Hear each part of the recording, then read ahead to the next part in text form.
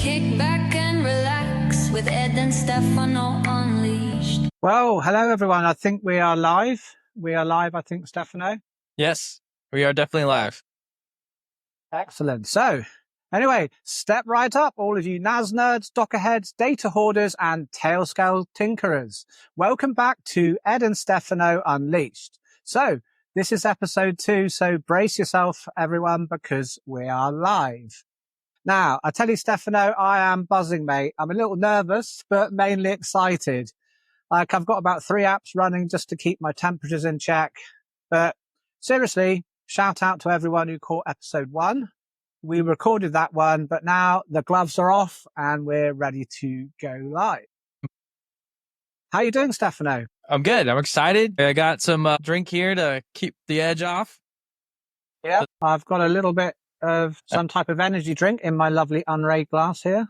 Nice. So that looks nice. So anyway, coming up today, we're going to be diving into talking about the Unraid 7.10 beta, some eye candy on dashboards, a bit of GPU madness, some new self-hosting tools, and I'm going to talk a little bit about micro USB devices for some weird reason as well. Anyway, today's episode is absolutely stacked. So anyway, shall we move on and start talking about, I think, the new release of Unraid 7? Yeah. Didn't the beta 3 just drop like the yesterday? Beta 3 did. I just installed it this morning, actually. Okay. So, yeah. I think the biggest thing in there, well, how can I say the biggest thing? There's kind of 3 biggest things, really. But I think what a lot of people will really like is the Wi-Fi support. Because anyone who's setting up a server and they may be kind of in rental accommodation and there's no, wired LAN and you don't want to run a huge cable from one room to another, it's going to allow you to run your server and just connect it to your Wi-Fi. I'm going to try and share my screen and just show you guys what that looks like. And it actually makes sense for once, because with the advent of like Wi-Fi 6 and Wi-Fi 7, we can still push, like over gigabit speeds with Wi-Fi 6 and over gigabit speeds with Wi-Fi 7, especially if you're on that 6 gigahertz band. And, if you're running a media server and you're just streaming things like Jellyfin, MB, or Plex, it's going to be absolutely perfect for that as well. You think a lot of us, we're already using Wi-Fi clients like an NVIDIA Shield, Apple TV, and they're all Wi-Fi. So I think it's going to work really, really well. Now you can see here, we've got various different, these are my 2 wired interfaces, but here's the Wi-Fi, and you can see here, I'm connected to my Wi-Fi here, Galactica, and here are my other networks in the local area. And if I click onto info here, we can see here, here's all the specs, my IP address, etc. Now, I don't actually have a Wi-Fi card for this server, but what I did is I just plugged in this here. I've just actually pulled it out of the server, so I've probably the server doesn't really like that. But this is just a USB stick I've probably had for 10 years. Just plugged it in and works straight out the box. So really awesome. As well, it's pretty cool. If I ever wanted to take a small server away, visiting family or something, I could bring it down and connect it to their Wi-Fi and use it locally. Yeah, it definitely gives you a lot more flexibility for sure. Whatever use case. Sharing this. Yeah, and another big feature, Stefano, I think, your favorite feature is foreign ZFS pools, yeah? Yeah, that's definitely one of them. I think that's a really cool implementation. It's kind of funny. I didn't even realize that wasn't a thing. I thought you could just already do that. So when they made that announcement, I was like, wait, what? I was like, this is awesome. Yeah. Yeah. So, we can import, take a Z pool out of something like TrueNAS and just import it natively into the Unraid server. Just, put it in, select all of the disks, set it to auto, start it up, it will import those drives. So if you want to switch platforms, it's very, very easy. I think that's definitely really cool. A super cool feature. The QXL stuff, I think, is also really interesting as well. The fact that you can just have one graphics card now be used by multiple VMs is so cool. The VerXL, is it called Ver? Or I'm sorry, VerGL. Sorry, VerGL. Yeah, that's super cool. So basically, be able to split up your GPU. I think it's only AMD and Intel currently, correct? Yep. Right now. And, typical And- NVIDIA can't do anything right. Yeah, I know. It's not a good year for NVIDIA. And, still no proper Linux drivers for the 5000 series. I'll moan about that a bit later on, though. Let me just check the chat in case people are talking to us. So I want to just say to everyone, there is about a 10-second delay from when you type to when we'll actually receive it. So if we're not answering straight away, we're not actually being rude and ignoring you. It's just that we probably haven't actually seen that as yet. Well, Stefano is. I'm not. Stefano's the rude one. It's not rude. It's honesty. Does anyone happen to use QXL or Spice really instead of over VNC? Do you use Spice over VNC, Ed? Can someone just? Oh, I don't use Spice. Sorry, I was just getting a bit confused with the live stream there with a bit of a delay. Personally, I don't use Spice, to be honest. And I don't use WebVNC. I personally use something like RDP, or I'm a big fan of something called Splashtop Desktop. I've been using it for absolutely years. I really like it because they've got a personal version where it's free on your own local network. And it also does GPU acceleration if you've got like an NVIDIA graphics card. So it's really, really good quality. It's got sound as well. And a little tip for people is if you use it over Tailscale, then you can actually use it remotely without having to pay the huge fee of, I think it's only $16.99 anyway for the license to use it remotely for the personal version. But it's a really, really easy way to actually connect to different devices. You just have a list of the ones. Spice should do 3D acceleration as well. Yeah, I think it does, yeah. And then with Spice, so if you have like a Mac, I think if on Mac you have to have, like in Homebrew, you do have to download something so you can connect to Spice. But otherwise, it's mostly ubiquitous, maybe even more so than VNC is. And that's why I was curious, because I use Spice when I can, and I love it because it's got USB redirection and all that stuff. I have used Splashtop a little bit, but I definitely like Spice more so because it's all locally controlled and hosted, right? Yeah. I've always found Spice when I try it out, it kind of doesn't go well to full screen for me when I try and use it. I don't know why. Really? That's strange. Might be something I'm doing a bit wrong. No way. You? No way. Never once. Now, another cool thing in Unraid, in the new Unraid, is multi-monitor QXL. Yeah, that's awesome. Is that something you've tried? I haven't tried it. Yeah, no, I haven't tried it. I guess I'm like strange because I don't do VMs anymore.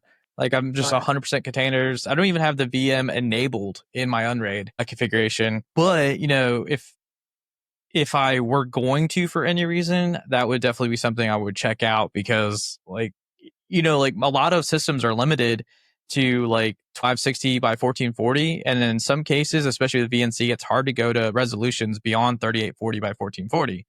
But if you have QXL, in theory, you can do that now because you just make them split screens or two different screens. Yeah, and I've got a super widescreen monitor, 49 inches wide. It'd be really nice to be able to actually have dual monitors on the VM and just put them side by side. So it's like a 27 inch either side, and it will fill up the whole monitor. So I think that'll be pretty cool. Just wondering, anyone in the audience, have you actually tried out any of the new features such as Wi-Fi or the virtual GPUs or the new QXL? Anyway, there's going to be a bit of a delay, so I'll see if anyone is doing that currently. So you said you've tried the new dashboard? Yeah, I know last time I said I don't use dashboards. Confession time. Last month I said I didn't use a dashboard, but I've caved and I've got one set up and I'm quite loving it a little bit. I've only had it set up for a few days, and reading a Reddit post, I will try and bring that Reddit post up to show everyone what I'm talking about. Of course, well, I won't bother bringing up the Reddit post, but a lot of people are talking about dashboards, and I actually caved and installed one, and I'm quite liking it because I've got multiple servers in the home lab. Being able to actually link things using Tailscale into the dashboard is actually quite a nice little touch, I think. I've seen some, pictures of people using their dashboards and they look pretty awesome. I'm trying to, at the moment, put a little background picture on mine. I believe you've got to create a directory in the app data for, let me tell you which one I'm using. I've actually forgotten. I'm using Homepage. I'm not sure if anyone else out there is using Homepage, but I've been using it for about 2 or 3 days and it looks pretty nice. And I want to actually add a background image to it to make it look really nice and cool. But, you're not using dashboards at all, are you, Stefano, really? No, I am not. I am looking. So I saw that link. I can't post it in the YouTube chat because I'm not like a mod or anything. But I am looking at that dashboard that you just said that I can't remember the name of, even though I'm looking right at it, but it's not listed. Homepage. That looks pretty clean. I like it. So far, I haven't seen any dashboards that I don't dislike. I don't know. I guess I'm not really in Unraid enough to really need a dashboard, I guess. Yeah, I've always kind of thought I don't need them because I use basically browser favorite tabs. But yeah, it does look quite nice, and I can definitely see why people like it, and it's just quite good fun to actually customize things and yeah. There's definitely a big appeal like that. I'm looking at Dashy right now that New Plays just mentioned. That's like kind of old school. I like that. It's on GitHub. Here, let me send you. I'm gonna send you a link in chat. I'm just going to share my screen a moment. So this is what the dashboard looks like on the Reddit post. This is the one I was talking about. Yeah, that's pretty clean. That's sick. It's nice. I like the little icons showing when various services are up. But you can actually have like a semi-transparentness on the dashboard with an image behind, and that's what I'm going to try and set up next week, I think. Do like a Star Wars background? That's a good question. Like Star Wars or Star Trek, hey? It'll probably change every week. Maybe I can figure out a way to have it so the background changes every day based on what That'd be cool. The only thing I don't like about this is you have to use YAML files to configure everything. Yeah, YAML's kind of a pain in the arse. It is. I don't really like YAML very much. So you could do a changing background where like you start with episode 1 or the prequels and then go to the originals. I'm not sure what happened. It looks like it's still live to me. It does. Let's just see if it continues to be live. Looks live to me. Yeah. Are we still there for everyone? Hopefully. Yeah, you could. You know how you release that like moving image, or I think you did on the forums. You released the moving image of the AT-AT or whatever, whichever it was on the Unraid dashboard. Yeah, David was asking if you're gonna have a Space Invader guide for installing a homepage. Having a what? Sorry. Are you gonna create a guide for how to do the homepage install? If everyone wants that, yeah, for sure. And then I don't know if you saw that link, but Noob also gave us a link to a Dashy dashboard. You should definitely check it out. It's really cool. Let's have a look at that. Yeah, I put it in Riverside. It's really cool. It's kind of retro, and I think you would love it. I love it. I don't know if I'd use it. It's going to make me give up my current dashboard, is it? It might. Yeah, it looks like there's a huge delay between us and YouTube, but that's okay. That's expected. And speaking of dashboards, there it is. There it is. Yeah, look at that. Yeah, I love the text that they chose to go with on that one. It's really cool. And I wonder if you upload your own icons or if they're all kind of... Who knows? I would assume that you could upload your own icons. Because, yeah, I mean, I would assume so. Much in the same way that you can do custom icons for your containers, right? So, I would guess. But, kind of circling back to the beta 3 release, Unraid is finally going to have... Well, they're finally testing responsive web pages. And I know for 10 years now, we haven't had responsive web pages.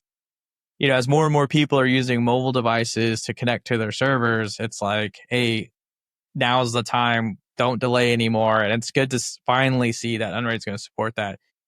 So hopefully, maybe we'll get an app one day. Yeah, it's going to be a game changer when we've got the responsive web pages for sure. I personally never really connect to my Unraid server through Me neither. A mobile device. I might on my tablet sometimes, but I never do on my phone. I can barely read the text on my phone at the best of times. Yeah, there's only a very rare occasions when I need to do that. And that's if I'm traveling and it's great, my server is not accessible or something like Jellyfin's not accessible and I need to troubleshoot or something like that. Or someone saying my voice is a little low. Yeah, you are a little quiet. to be honest. So hopefully that's a little better. I'm sorry, Stefano, what were you saying? I don't really remember. I know the last thing I said was about like responsive web pages, and maybe hopefully we get an app one day. That'd be really cool. I don't know how an app would work. Do any other applications have an app? There are some apps that you can get for Unraid that have been around for quite a while. I can't remember off the top of my head what the name is of them, but it wouldn't be, as good as a native app from LimeTech that kind of built in. People have done the best they can to make an app for a mobile device. I think it may actually be harder to hear you now than before. Really? Give me one moment. Tell me if this gets any better. How's that now? It doesn't sound like it changed. Strange. So while Ed plays with that, does anybody else have any other dashboards that you guys like use or recommend? I feel like this topic comes up a lot. I see it online on the forums and then like on Reddit about people asking for dashboards and things. So if anyone like has one, that would be cool, because I think I'm slowly starting to get, I guess that seed's been planted. So I'm slowly coming around to the idea of maybe trying out a dashboard, especially maybe on my backup server or something. I'm always afraid to touch my production server. David uses homepage as well. Yeah, that homepage one's pretty nice. Right now, I think I'm a little bit more leaning towards Dashy right now. And then there's so many dashboard options. I don't know how you guys could choose one. But anyway, like I'm always a little like scared to modify Unraid, especially my like main server that I use every day. I'm sure the dashboard won't break anything, but it runs in a Docker container, so it does. I didn't know that. It's not going to do anything bad at all. It's basically like a web server with links to other things. So you're not going to break anything. It's not a plugin. So if you don't like it, you can just nuke it, delete it, and it's gone. The one thing... So hopefully everyone can hear me a bit better now. So I'm really sorry about that, everyone. Sounds good to me. Cool. The one thing I wish, so Timothy just brought this up, and I wish that Unraid kind of had it too. So have you ever used Cockpit, like on Fedora? Yeah. I really wish that with Unraid, since you and I have multiple servers, there's tons of people that have multiple servers, obviously. It'd be really cool to have like another tab or an option to switch to your other server once they're connected via SSH or something. I know that we technically have that with Unraid Connect, but I think it would be, because like I can imagine a situation where there's someone who's totally offline, like they're in the woods or they're traveling or whatever. It would just be really cool to have the ability to keep it all local as well. Yeah.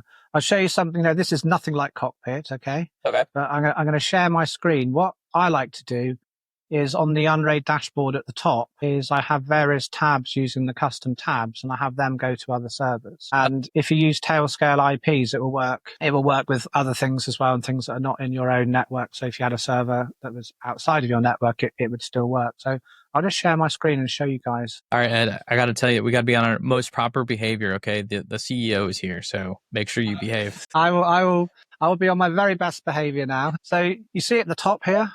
Yes. If I click on Base Star. Okay. I'm clicking on the Riverside bit. Let's actually click on the real screen, not the actual. I was like, I didn't see you click on it. If I had a brain, I would be dangerous. It's the nerves. It's the nerves. But you see, clicking onto it just brings me kind of straight in. So cool. Yeah. I have reset this server up, so unfortunately it doesn't have the same buttons, but I normally kind of duplicate it. So it's exactly the same. Like you see all these other servers along the top here. All of these are currently turned off, so I can't really show you them. But on every server, I have these all identical. So you just click onto whichever one you want, and it just goes between each server. That's pretty high speed. Yeah, that's awesome. It's quite nice. Do you have a video or like a thing to show how to set that up? You do, right? I think you do. I did a video on my Space Invader 1 channel. I think I called it Turbocharged Custom Tabs. That's what it was. Yeah. I'm going to look into that because I kind of want that for my setup now. Because what I did on it as well is I made it so when you click the tab, it runs a custom script that will send a wake on LAN. Let me try and pronounce that properly. Wake on LAN. Yeah, to a server that's asleep. And so I keep all my servers asleep rather than off. And then so from the dashboard, I can actually click on it and wake other servers up even when I'm away from home. So I just tailscale into the server that's on 24/7 and then click onto any one of the other servers and it will just wake it up through the actual GUI. So I thought that was That is really cool. Like I think a magic package or Wake on Land's always like super underappreciated for what you can do with it. Like being like, you could turn on your servers with your phone. You can do it locally over the network. I mean, that like, and that's existed for decades, but it's a feature that often goes kind of under the radar, and then also will get left out sometimes on some motherboards. And it's like, it's been around so long. It's like, just keep it included with your network adapter. There's no reason to exclude it. And the problem is with Wake on LAN and Sleep is it is really flaky. Is it really?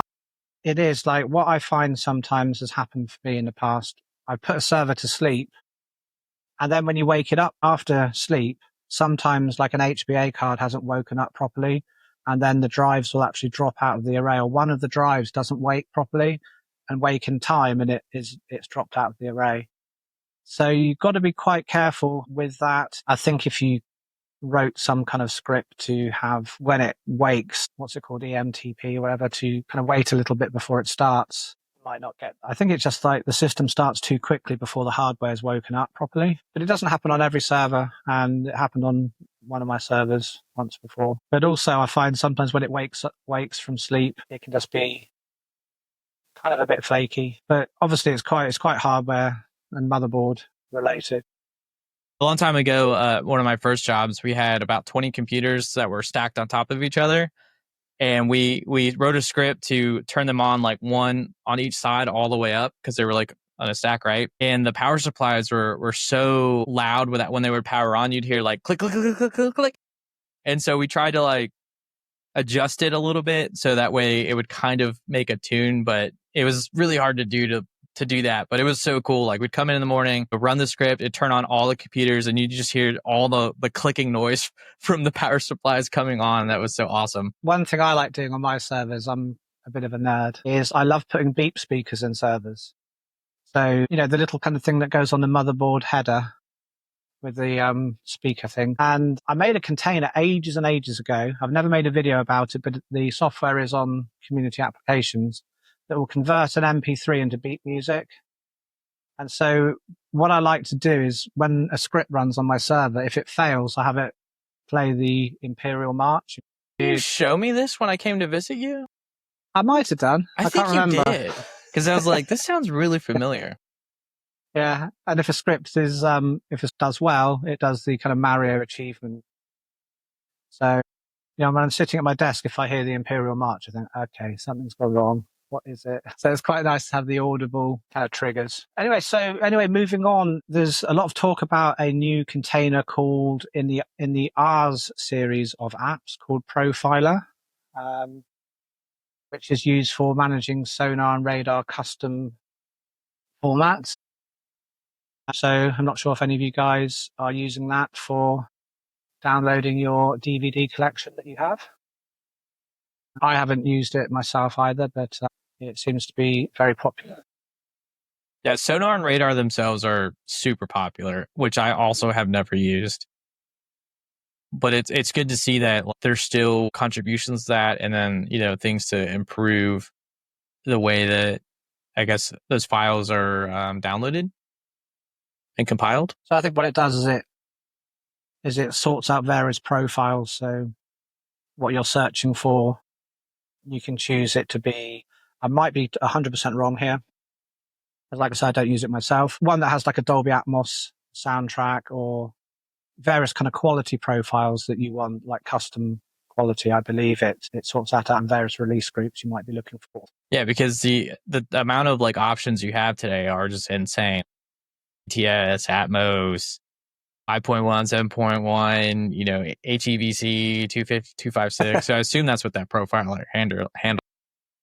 When I was really happy when I got my first Dolby Pro Logic system and my kind of Blu-ray. A whole load of friends came around and had a big 36-inch CRT and Pro Logic. Then it was like, Dolby Digital 5.1.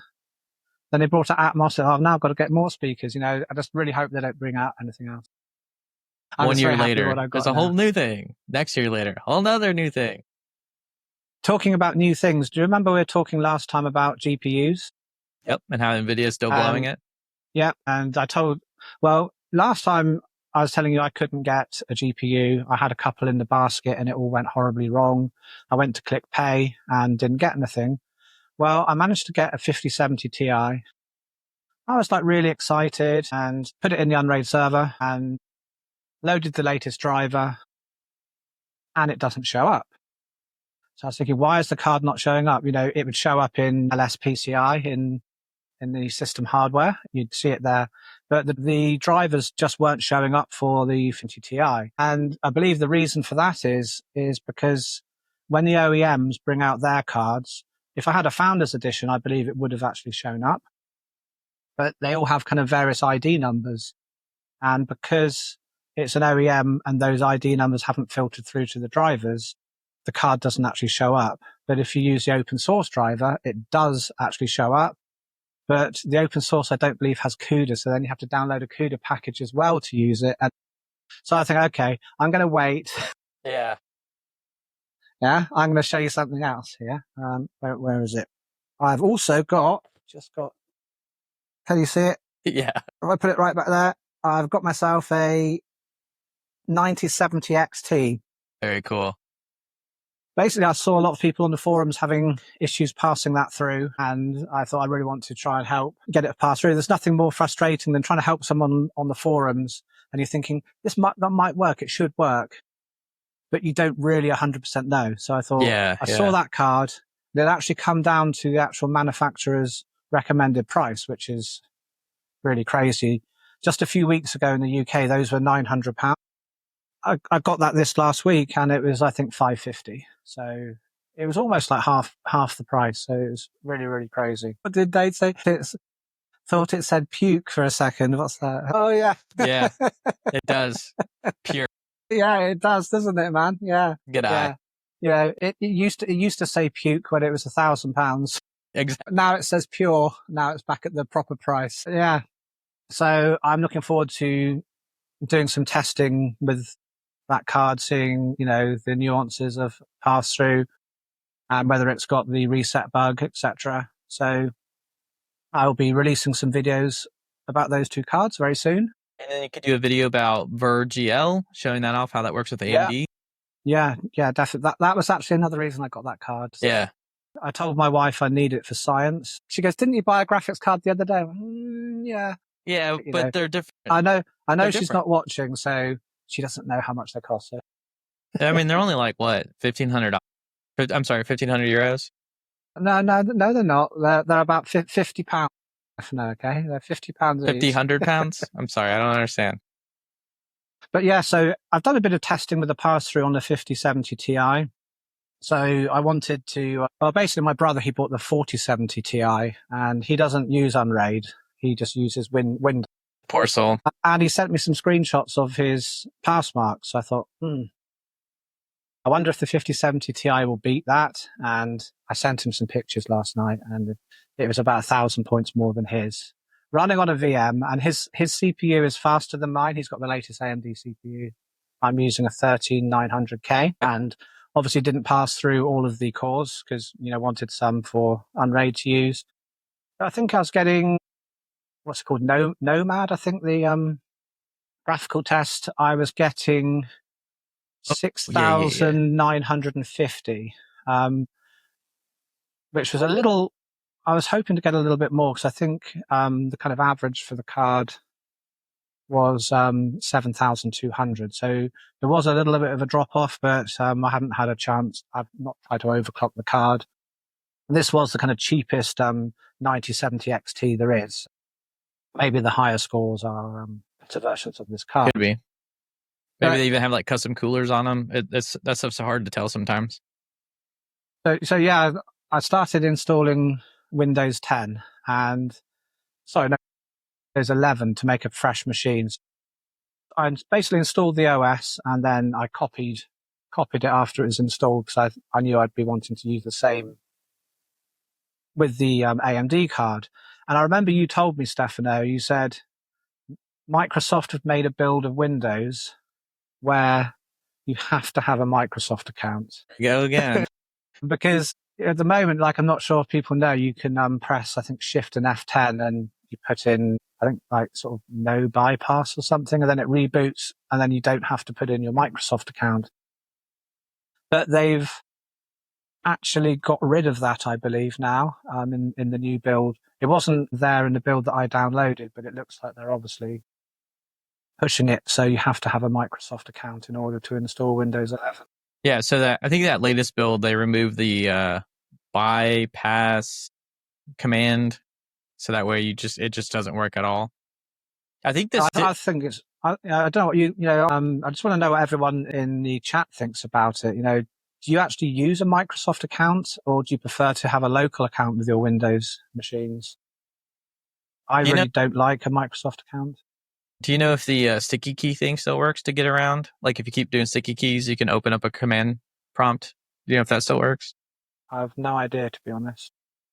I haven't tried. Another way I used to get around it before I knew the Shift and F10 during the install, I would just have a throwaway Microsoft account that was kind of nothing, and I would just install it, and then I'd just set up a local account through CLI, and then log into that, and then delete the Microsoft account. So I got to tell you something that's extremely frustrating for me with Windows 11. So let's say you're in a professional environment, right? And you want to domain join a clean install of Windows 11, right? You have the option to either use your Microsoft account or create a local account through domain joining. Okay, so if you're domain joining, presumably you're putting this in like a professional environment, right? So Microsoft's like, okay, yeah, what username do you want? Well, I'm just going to do like administrator, whatever the administrator account would be called, right? And then it's like, okay, what do you want your password to be? So on one page, they ask you for your password. You type it in, and then they bring you to the other page, and then you type in the password again, right? Well, if you mistype that password, you have to go back, type the password in again, go forward, type it again to make it match. All right, not a big deal, right? A little weird web or design, right? Whatever, not a big deal. Then you go to the next page, and it starts asking you for security questions. I'm sorry, you want me to have security questions for a domain joined system? There are recovery tools in a professional environment. Why are you asking me security questions? So now if an administrator sets security questions and then he leaves and they don't record them for whatever reason, 3 questions, nobody will know what the answers to those questions are. And also they're like, what's your mother's maiden name? I'm domain joining this system. My mother has nothing to do with my company. That's a really good point. Why? This is... You could always do what I do, Stefano. And not use Windows? Yeah. Well, no, that is a very good point. When it asks me those questions, it says, what city were you, what was the name of your first pet? I always put dog.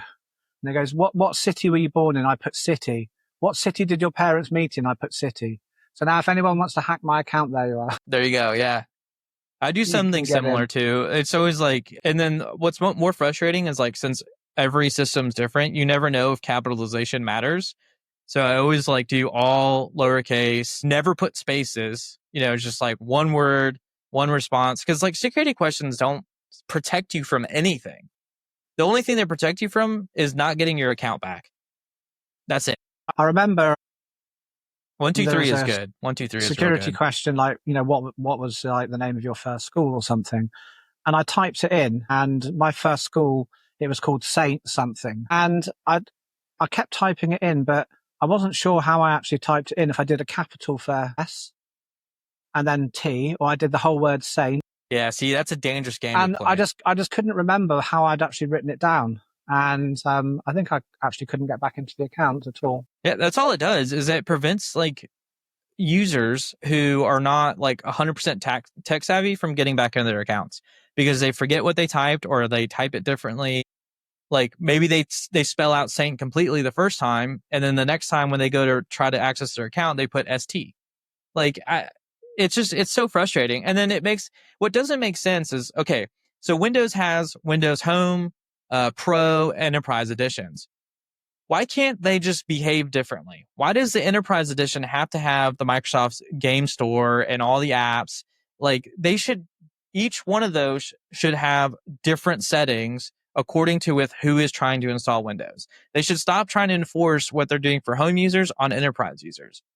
And honestly, at this point, I think Microsoft is just so massive and so disassociated from their own product that things like this will never get fixed. And it's going to continue getting worse. Tiffany's saying, preach. I did warn Stefano that when, if we talk about the Microsoft account thing, I will get on my soapbox. I'm actually a little mad right now. But you're actually getting quite worked up, Stefano. That's pretty good. It's so frustrating. I don't understand. It's like one of the most used products in the world, and yet it's like nobody is thinking about these simple things. And it's like, how is this acceptable in 2025? All right, I can't. That's it. There's something I really like with my Windows installs is, I'm not sure if anyone in the chat has heard of something called Talon de-bloater. I will try and bring it up and share my screen, but it's basically someone's put together all of the tools that de-bloat Windows, and you don't have to run them individually. It's just one package, you install it, and it just makes it look nice. You see a little sort of spinny window, and it just strips out everything out of Microsoft. That's awesome. That's not necessary. And it says, what browser do you want? We recommend Brave, and it installs Brave for you as well. So you just literally run it, and that's all you have to do. I found that very, very useful. I'm always scared of using tools like that because Microsoft, they rename things constantly. They change registry paths constantly. And it's like, you finally find that good tool and they're like, oh, we're going to just change the name of this product and its registry association. And now it no longer works. It's like, so yeah, it's called Talon de-bloater. This I'm going to try and. There is a whole website for it, but this is the GitHub for it. I don't know where the web page is, but Talon de-bloater, I would recommend people checking it out. It makes Windows much less bloated and kind of gets rid of all of the things like you were talking about, like the kind of, the kind of like games like Candy Crush and all of the. You have Microsoft Enterprise or Windows Enterprise, but we're going to install Disney Plus on your operating system. Okay. It is pretty crazy, isn't it? Okay. Even like, just the regular, Windows 10 Pro. Why put Candy Crush on there? I always remember years ago, like Candy Crush would just always like reappear. It's just that one that just won't go away. I'd install it, the kind of placeholder for it. Then there'd be a Windows update. Then there'd be a placeholder for Candy Crush again. I was thinking, yeah. Why? I honestly think they should just have just Windows 11 and be done with it because there's no real differences between the versions as far as I can see anyway. But talking about the de-bloaters and them going wrong, that's why you should be running VMs on your Unraid server, Stefano. Get some Windows VMs, take a snapshot, then try something, and if it doesn't work, you roll back. It's really easy. That's what you're meant to do. No one runs Windows on bare metal anymore. Come on, man. Dude, I'd rather not. Things I'd rather do with myself. Go touch grass. Yeah, so another thing, looping back to GPU talk as well. And just something I want to mention to the community is I recently I had an N100, which if you've seen the Uncast episode with the low power server I built, which uses about only 20 watts, 21 watts currently. And I swapped it out for an N150, which has got slightly different iGPU.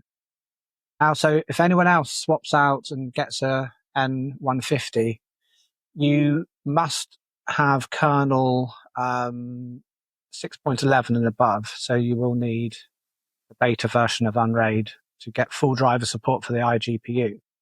But if you're using MB, you will find that transcoding doesn't work because MB haven't updated their FFmpeg to support that iGPU. But Plex and Jellyfin, it works fine.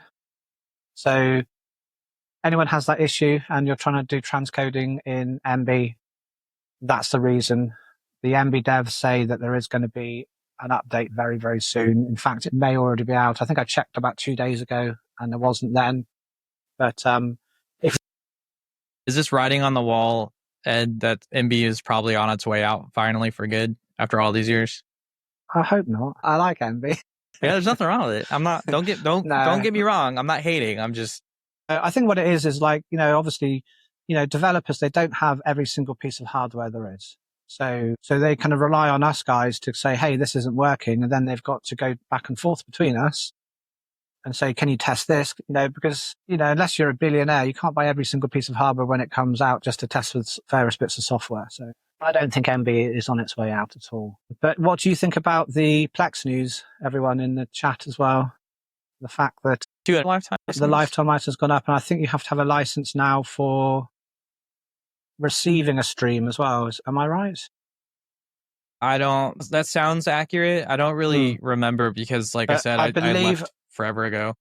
I believe you have to have a license with Plex to actually receive a stream, but I think if you've got the lifetime pass and you're streaming to family, they don't need to have it. But I think if you just got Plex on its own and you're joining to other things, I think you have to have some kind of license, which is about £6 a month. And a lot of people are not very happy with Plex. And David said the answer to the Plex price update is Jellyfin. I think that's a very good answer. That is a very good answer. It is such an awesome media server. Yeah. Like, don't get me wrong. Like, I'm not saying that we shouldn't be paying Plex because they've given us years and years and years of dedicated software updates, and they've been taking care of us. Like, we're not saying it's not worth it.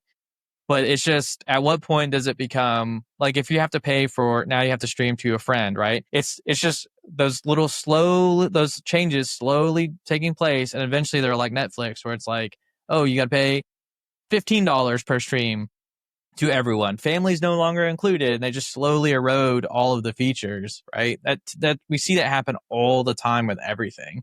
Like, Netflix used to be like $5 or like, well, $5.99 or whatever. That was a great price.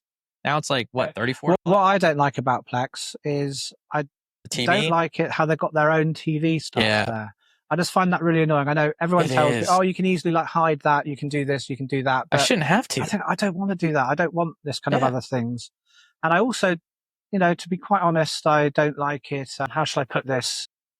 There was a lot of chatter a while ago about in Plex's, is it terms? Because they say they don't share any kind of data about you. Yeah, it's supposed to be like what you're watching and that kind of thing.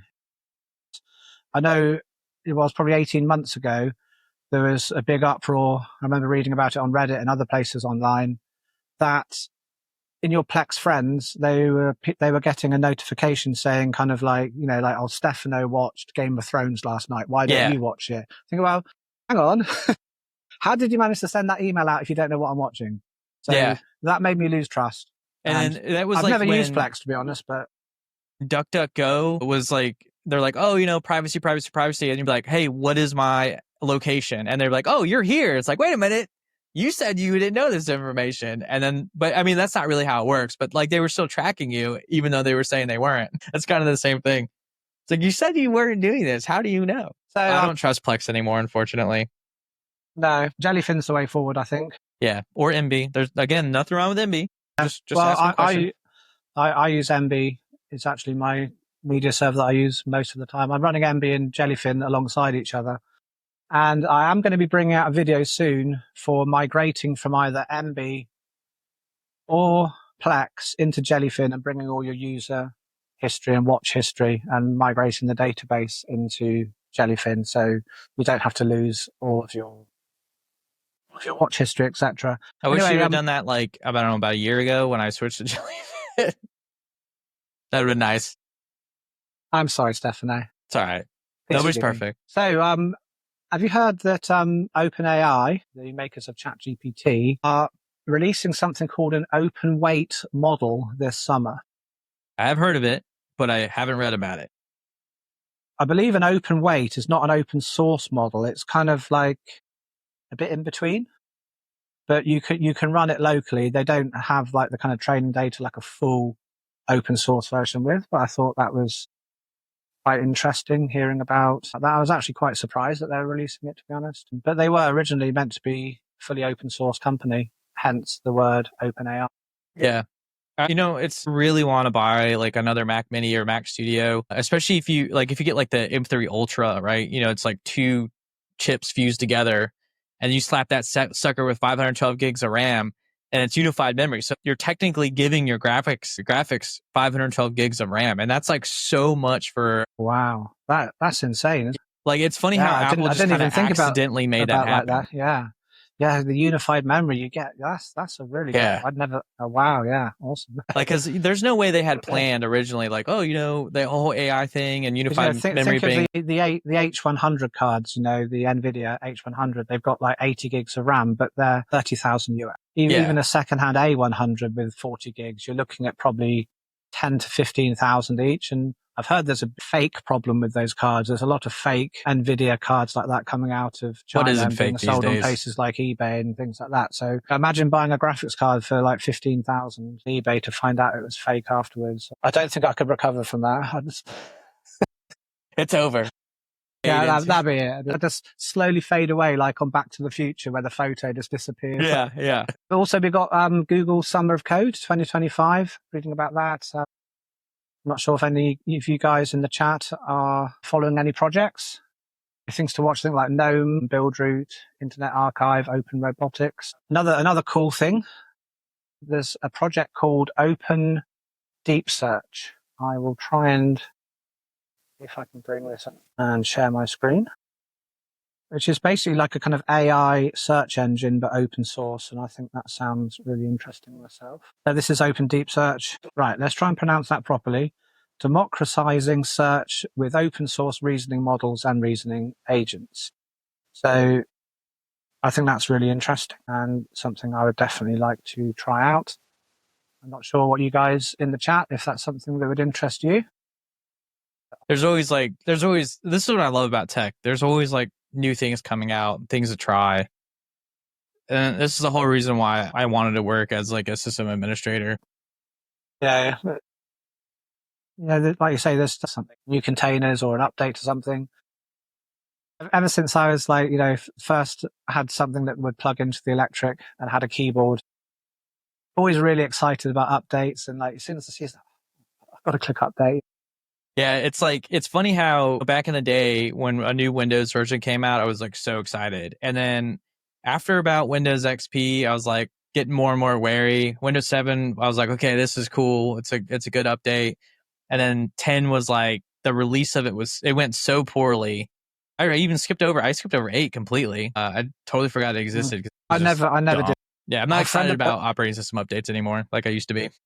A friend of mine he updated. What was before Vista? Was it 7 before Vista? Windows 7. Was Vista after 10? XP? I can't remember. Wait, I don't remember. It's XP, Vista, and then 7, wasn't it? And then it was 8. So Microsoft tend to do good, bad, good, bad, good, bad. But yeah, I remember a friend of mine who's going, have you updated to Vista yet? And I was going, nah. Yeah, and he's going, it's really good, mate. Yeah, Service Pack 3. He was really upset, His computer started going to a crawl. Yeah, and XP was just so good that like I was like, especially after Service Pack 2, it got great. Yeah. And I was like, there's no reason for me to switch to Vista. What's the point? And so I ended up just inadvertently skipping it. And then I was really excited for Windows 7. And Windows 7 was great. Windows 10 ended up being great, even though it started off really bad. Anyone out there, or yourself, Stefano, are you a Nintendo Switch fan? Are you trying to make everybody hate me? Oh, come on, answer the question. I have no strong opinions for or against Nintendo. Well, Switch. There's I think the new Nintendo Switch 2's been announced. I think my opponent doesn't go too far enough. So it's a quote from Futurama. All right, okay. I didn't get it. Yeah, so the Nintendo Switch 2 has been announced. And just a totally kind of irrelevant thing is I'm off to Japan in about a week's time, and I've found out that the hotel I'm staying in one of the cities is about 3 minutes walk from Nintendo World Headquarters. Walk in there and get yourself a signed Nintendo Switch 2. They're going to walk in, they're like, come on in. Not allowed there, unfortunately, but I thought it'd be quite nice just to... I think you'd be allowed there. You're pretty popular on the internet. People have heard of you. They'll kick me out. Apparently in Japan, they don't really, I've got, you can see I've got some tattoos here, but it's quite frowned upon to show tattoos in Japan. So I didn't know that. Wearing long sleeve shirts all of the time whilst I'm there. It's associated with criminality. Yeah. That makes sense. USB-C, yeah. It was released in 2014. You hate USB-C? Sorry, I was thinking of micro USB. Oh, yeah. In my head. So, yeah, USB-C, like, I was just really surprised to hear there are devices now in being 2025 released with micro USB. Yeah. Yeah. And one of them is like a printer from HP. So how does that kind of like not surprise me? It's HP. I'm not surprised by that. It will It's probably a couple of pence cheaper to the. Oh my gosh. Anything that uses micro USB today, I mean, tells me everything I need to know about the company. They just don't care about the product. It was bad 10 years ago and it's still bad today. Anyone in the chat, you using any device with a micro USB? I've got a few things. It's normally things that you charge up with USB on the end, and it's like, for charging. But I tell you, when it's a bit dark, you're trying to force it in, and then you realize you've just broken the port because it was the wrong way around. There's nothing more. Yeah. And then the way that they like close the jacket, I guess, like these pins, if you shove it into like too, like at an angle or just off a little bit, you bend those pins, and then it's just like, it's such a bad. I have one microphone that uses USB-C, and you have to like perfectly slide it in there for it to work and not touch it, and then it's fine. But I keep activating my. And Bill saying, in the chat that he's more excited about Unraid updates than any other OS, and I would say, what are you doing, Stefano? The camera's trying to follow me around. The AI is taking over. Yeah, and I totally agree. I am always very, very very, very excited when I see an Unraid OS update. Yeah, because at least with Unraid, they're adding like actual useful features. They're not forcing Disney Plus and Candy Crush down your throat every time, even after you uninstall it 600 times. Yeah. So yeah, we always know we're getting something cool. Yeah, because we ask for it. We literally ask for updates, and they do it. So, have you tried anything new in the home lab in the last month, Stefano? No, I have anything? Not. No. Nope, not a single thing. And how about you guys in the chat? You installed anything new? I always ask people, what's the most kind of ridiculous, clever, or cool thing you've self-hosted? Let us know in the chat. What have I installed recently? Not very much, to be honest. I haven't really had a lot of time to install new containers. There are so many options these days. So many options. Anyway, I wondered if we want to just open up the floor for any questions and answers that people might want to ask Stefano and I. Sure. About anything, really. So I will bring up the chat window. Bill's saying he's inspired to set up a new dashboard. Go for it, Bill. And post a link on the forums and show us what your dashboard looks like when you set it up. Yeah, I'm feeling a little inspired myself. Yeah. Okay, here's the deal, Stefano. We've both got to show our Unraid dashboard on the next Unleashed, okay? Okay. So, yeah, deal? Sure. Yeah. Shake hands. Right, okay. So Stefano and I are both going to set up our dashboards and get them really cool. And in the next month, I will make a video for how to install, I've forgotten the name of what it's called, gear. Homepage. I think I'm going to check out Dashy first. Our paperless, Dane Down Under says he installed paperless last week. I'm trying to get all the documents organized. Yeah, that's something I really, really want to install. I installed it for a friend of mine, and he now basically can't live without it. It's definitely something I really do need to install. I've got various bits of paper in my office I can see across there that are just crumpled up, and I have not put them in a folder yet. So having a digital copy of them would definitely be a good idea. This kind of reminds me of a little bit like GitLab. This looks awesome. What's that stuff? Paperless.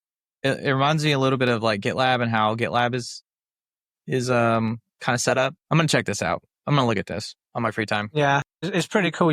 What you can do is you can have like a share on your Unraid server, and then you set your scanner to scan to that share, and Paperless will look at that, and it will import and ingest the document that goes in there. So say you get a water bill, and then you can search it through text and basically bring up documents. If you type in water, it will bring up the water bills and that kind of thing. Yeah, because of all the tags powerful and stuff. That's really fancy. Yeah, definitely be looking forward to doing that. I keep meaning to do it all the time. Ronald here says he's into time precision and set up a oh, wow. That's really awesome. Really awesome, Ronald.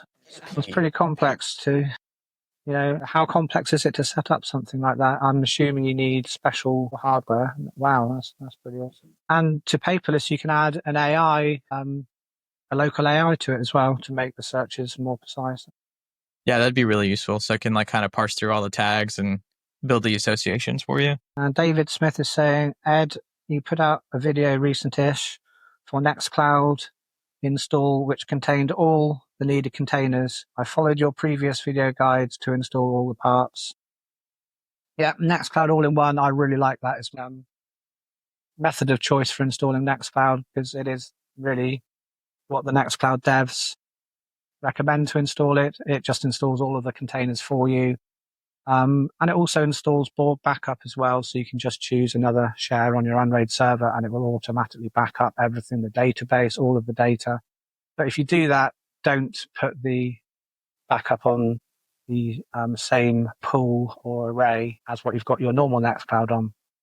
Even if you just put an unassigned disk or just a single drive pool, make sure it's a separate place for your backup. Don't just have it like a Nextcloud share on your array and a backup share on the array. If you're going to do that, then specify a specific disk for the backup share, say disk 8 or something, and make sure your normal Nextcloud share excludes disk 8. Then at least your original and backup will be on different disks. That's what I recommend about Nextcloud all-in-one. David Smith says, should I redo or stay on my current version? Well, if you're talking about Nextcloud, Dave, I would say it's very difficult to actually migrate the data from one Nextcloud to another, because most of us will have Nextcloud, if we haven't used the all-in-one, set up with MariaDB. The all-in-one uses Postgres, so it's really difficult to actually bring across the database. But if you're not really worried about if you've only got a few users, you can migrate their data across, reset up their accounts, and then you can run a command from CLI inside of the container to then have Nextcloud scan the user's folders and it will update the database. But what you will lose is things like if you've ever shared out a link to someone else from your Nextcloud, obviously they won't work because the database will be fresh and it will only have the new files in. So that's what you've got to think. But, I would migrate to it if it isn't going to be a big issue for you to start again, really. And you don't mind losing the database, but not the data. And Tim saying, trialing Unraid system is far friendlier than TrueNAS, but I cannot get Active Directory stable. Are there plans to improve it? It is on the roadmap for Active Directory to get improved. So that is something that will be worked on, but I can't say an exact time of when that will be, but it's definitely something that is on. I'd like to see like Unraid move away from, maybe not like deprecate Active Directory, but like start using like Entra ID or something in the cloud. That'd be really cool. Anyway, I think that brings us pretty much to the end of this episode of Unleashed. Now, I really hope you guys enjoyed the episode. I really enjoyed interacting with all of you guys. Sorry for the little glitches at various times during the stream. I'm sure episode 3 will be glitchless. So don't forget that we go live on the first Saturday of every month at the same time. Please hit the like button. If you're not a subscriber, please subscribe to the channel. And don't forget to drop any ideas in the comments. How do you think we could actually improve the show? I was wondering as well, we could actually stream to more than one platform other than YouTube. We could maybe stream to Twitch at the same time or Twitter. Is that something you'd like, or does that not bother you at all? Do you want it just to be YouTube? Let us know and we will make it happen. I think the one change I would make is maybe take away slow mode, because even I have to wait 60 seconds to respond to some people in chat. The only problem is, you see, I put it in YouTube, you have normal and you have low latency and you have super low latency. So I put it on low latency, which has about a 10-second delay. Okay. Like ultra low latency, you have about a 2-second delay. But the problem is because when it's going, the stream's going out to YouTube, it has to then convert it to the various different, resolutions like 720. So what can happen is if someone's got spotty Wi-Fi or not very fast internet, they can have a lot of buffering on the viewer side. So that's why I thought it best to choose a bit in the middle. Let us know as well, was there any buffering for anyone at all with how it was now? Maybe next time we'll try a lower latency and see, if anyone has issues actually watching. Also, we got a super chat. Thank you very much. Thank you so much for that super chat. Pi. From Pi. Yeah. 3.14, and that's as much as I got. 3.42. Thank you very much. 3.1421. And what's the meaning of life? 42. Hitchhiker's Guide to the Galaxy. Of course. All right. All right. Thank you. Thank you everyone for watching. Really appreciate you. I know some of you out there, especially on the East Coast of the United States, have had to get up very early on your Saturday to watch us. So thank you very much for your time and look forward to catching you in the next episode. Thank you very much. Goodbye. Goodbye, everyone.